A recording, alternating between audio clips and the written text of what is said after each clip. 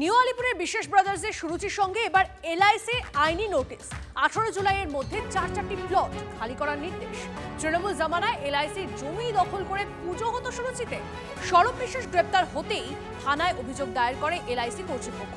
এবার 18 জুলাইয়ের মধ্যে নিউ আলিপুরের এম ব্লকের 4টি প্লটের বেআইনি নির্মাণ ভাঙতে নোটিশ। সুরুচির সঙ্গে 3 দিকে নোটিশ, ছেড়া হলো 2 জায়গায়। সুরুচি সংঘের যে জমি রয়েছে সেই জমি এলআইসির, তার জন্য নিউ আলিপুর থানায় এলআইসির তরফে আগেই জানানো হয়েছিল। এবার নিউ আলিপুরের যে সুরুচি সংঘ সেই দেওয়ালে পড়ল নোটিশ, একেবারে আইনি নোটিশ, অ্যাডভোকেট সুকান্ত রায়ের নোটিশ।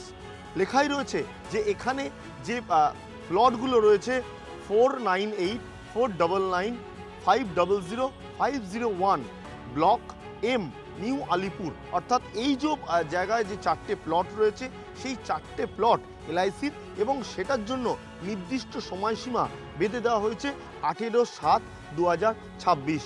তার মধ্যে এই যে 4খানা প্লট তা ছেড়ে দিতে বলা হয়েছে, এবং তার জন্য যা যা আইনি ভাষা তা পুরোপুরি স্পষ্ট লেখা রয়েছে।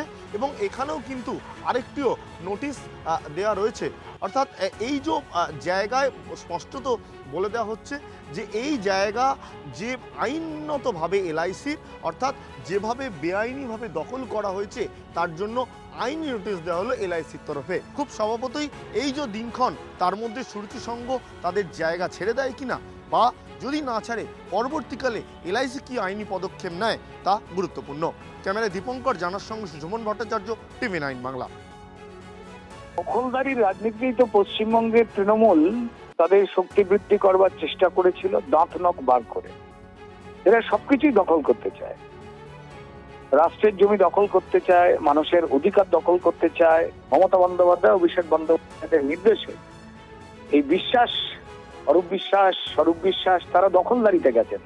সংস্কৃতি বলুন, ক্রীড়া বলুন, সবকটা জায়গাকে তছনছ করে দিয়েছে। কিন্তু ওই ধর্মের কল বাতাসে নাড়ে।